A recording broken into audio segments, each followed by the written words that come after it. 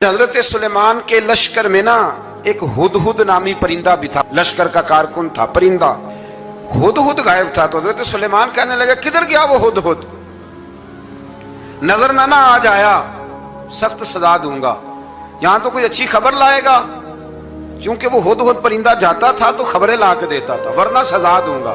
उतनी देर में हुदहुद भी आ गया। तो ये परिंदे जो कारकुन होते हैं बड़े सियाने होते हैं, कभी बंदा नाराज हो तो सही खबरें ले आते हैं। तो सही खबर लेके आ गया, आते ही आके बैठा तो उसने हजरत सुलेमान अलैहिस्सलाम ने कहा कहाँ थे? अर्ज करने लगा हुजूर मैं मुल्क सबा गया था, वहां एक औरत हुक्मरानी करती है, उसका नाम बिल्कीस है, बहुत बड़े तख्त पे बैठती है, 80 गज उसका तख्त लंबा है, 40 गज चौड़ा है, और शायद 80 मान के 80 टन उसका वजन है। तो हुजूर वो सूरज को पूछते हैं।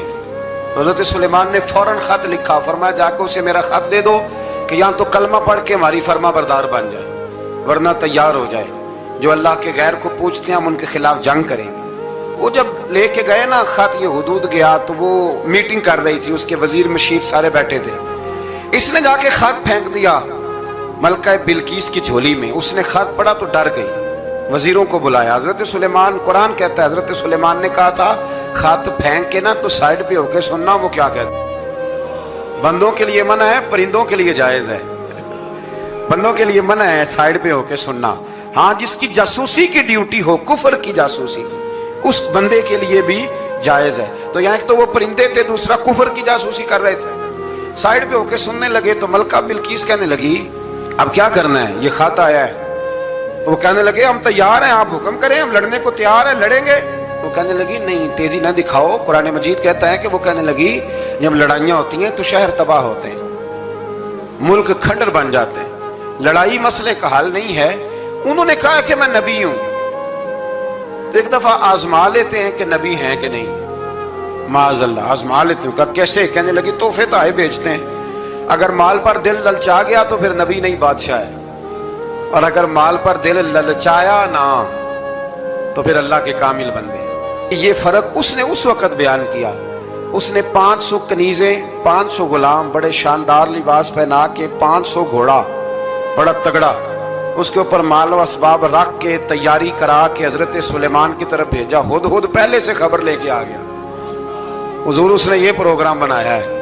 वो जब आया सारा कुछ तो हजरत सुलेमान देख के जलाल में आ गए, फरमाने लगे उसे जाके कह दो तू मुझे क्या तोहफे भेजेगी, मेरे रब ने मुझे माला माल फरमाया हुआ है, ने माला माल किया मेरे मालिक ने, जा उसे जाके कह तू क्या तोहफे देगी। जब रब देता है तो फिर कोई कमी ना ना वो नहीं छोड़ता। बंदे क्या दे सकते हैं, बंदे तो बेचारे 10 दे के तो 10 दिन उनकी आंखें नहीं खुलती।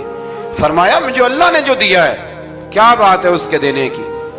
तो फरमाया उसे कहो या फरमाबरदार होके आ जाए या जंग के लिए तैयार हो जाए, हम उसे उसके शहर से जलील करके निकाल देंगे। उसने जाकर जब पैगाम दिया तो और उन लोगों ने भी आके बताया कि वहां तो हम अजीब मंजर देख के आए हैं कि जानवर भी हाथ बांधे खड़े हैं, वहां तो जिन्नात, सरकश जिन्नात खड़े हैं। वो बादशाह नहीं, वो नबी हैं। वो जो 500 गुलाम और 500 कनीजें गई थी, हवाल सुनाया आके। तो मलका बिल्कीस ने फिर खत लिखा कि मैं फरमा बरदार होके आ रही हूँ। माना क्या है, मैं कलमा पढ़ने के लिए आ रही हूँ। तो हजरत सुलेमान ने कहा भाई अब इस तरह करो, जरा फर्श बिछाओ। उन्होंने फर्श बिछाया, इस तरह का के ऊपर फर्श था, नीचे मछलियां तैर रही थी, लग रहा था दरिया है। ड्यूटी लगा दी, जिन्नात ने बिछा दिया। उधर हजरत सैयदना सुलेमान फरमाने लगे अब चूंकि मान के आ रही है तो उसे अपनी नबुव्वत की अलामतें भी दिखानी है। उसने तख्त बड़ा शानदार बनवाया था, और खवातीन में जो आदतें खवातीन वाली होती हैं वो जाती नहीं। वो 7 कमरों में ना पीछे अपना तख्त रख के तो 7 दरवाजे बंद करके आए। उस जमाने में एक रिवाज था, वो जुलेखा ने भी 7 दरवाजे मुकफ्फल के एक रिवाज था। एक कमरा, फिर कमरे के पीछे कमरा, फिर उसके पीछे कमरा, फिर उसके पीछे कमरा, और उसको बड़े मोटे ताले लगाए जाते थे। और फलसफा ये था कि एक ताला तोड़ेगा कोई तो जब तक सिपाही आ जाएंगे, और अगर उसके तोड़ने तक ना आए तो दूसरे के तोड़ने तक आ जाएंगे, और उसके तोड़ने तक ना आए तो 7वें तक तो आ ही जाएंगे। ये उन लोगों का नफसियाती मामला था, सोच थी। 7 कमरों में मुकफ्फल करके ना वो निकली। तो हजरत सुलेमान अलैहिस्सलाम कहने लगे भाई मुझे उसका तख्त चाहिए उसके आने से पहले, उसके आने से اس واقعے کی کیا ضرورت تھی قرآن پاک میں؟ یہ کیا حاجت تھی یہ تخت والی ساری بات قرآن نے کیوں بیان کی؟ پوچھیں آپ اپنے دل سے بھی اور انکار کرنے والے منکرین سے بھی، اس کی کیا ضرورت تھی؟ وہ جو کہتے ہیں جی ولی کی کرامت کی کیا ضرورت ہے، سیدھی سیدھی نماز پڑھو، روزہ رکھو، حج کرو، زکوٰۃ دو، تو پوچھو ان سے ایک سورت نمل کے اندر اس ساری تفصیل کی کیا ضرورت تھی؟ ختم ہو گئی جب وہ کلمہ جو پڑھ رہی ہے، تو پھر اس سارے واقعے کو رب کیوں بیان فرماتا ہے؟ حضرت سیدنا سلیمان فرمانے لگے تخت چاہیے، اور چاہیے اس کے آنے سے پہلے۔ قال عفریت من الجن، جنوں میں سے ایک بہت بڑا جن بولا، کہنے لگا حضور آپ کا یہ تخت برخاست ہونے سے پہلے لے آؤں گا۔ یہ جو آپ میٹنگ کر رہے ہیں نا، یا آپ فیصلے ختم، کچھ نے لکھا صبح سے شام تک میٹنگ ہوتی ہے اور اس کو آنے میں پتہ نہیں کتنے دن لگیں گے، تو میں یہ برخاست ہونے سے پہلے، اور کچھ نے کہا جی آپ شرط کیوں لگاتے ہیں کہ صبح سے شام تک ہوتی ہے؟ اس جن نے کہا جی آپ 10 منٹ میں فارغ ہو جائیں، آپ فارغ ہوں گے تو تخت آ جائے گا۔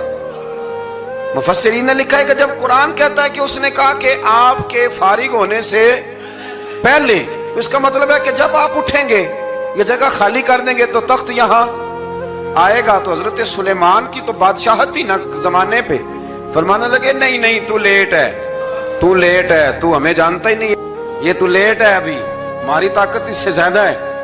بڑی کمال بات لکھی ہے لکھنے والوں نے۔ ایک مفسر نے لکھا ہے کہ ابھی حضرت سلیمان نے غلاموں سے منگوایا ہے، اپنی بات کوئی نہیں کی، یہ حال ہے ان کے غلاموں کا، تو سردار کا عالم کیا ہوگا؟ حضرت سلیمان کہنے لگے بھی جلدی جائیے۔ قال الذی عنده علم من الکتاب انا آتیک بہ قبل ان یرتد الیک طرفک، تو اٹھا ان میں سے وہ جس کے پاس کتاب میں سے علم تھا، ساری کتاب کا بھی نہیں، علم من الکتاب، کتاب، وہ اٹھے جن کے پاس کتاب میں سے علم تھا، تو وہ اٹھ کے کہنے لگے حضور میں لے آؤں گا، کب؟ آپ کے آنکھ جھپکنے سے، میں آنکھ جھپکنے سے پہلے لے آؤں گا۔ تو حضرت سلیمان کہنے لگے تو ٹھیک ہے چل لا، پھر آنکھ جھپکنے سے پھر وہ تخت آ گیا۔ حضرت سلیمان سے پوچھا یہ کیا ہے؟ قال ھذا من فضل ربی، فرمانے لگے کچھ بھی نہیں۔ حضرت سلیمان کہنے لگے یہ میرے رب کا فضل ہے۔